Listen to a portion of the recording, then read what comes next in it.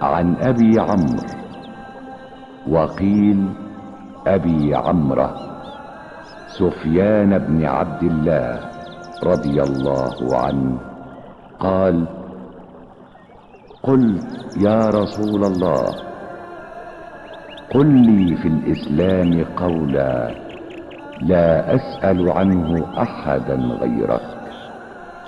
قال: قل آمنت بالله ثم استقم. رواه مسلم. Od Ebu Amra, Sufjana ibn Abdullaha, radijallahu anhu, prenosi se da je rekao: O Allahov poslaniče, reci mi o islamu ono što ne mogu pitati nikog osim tebe. Reče poslanik: reci, vjerujem u Allaha i zatim ustraj na pravom putu. Hadis bilježi Muslim.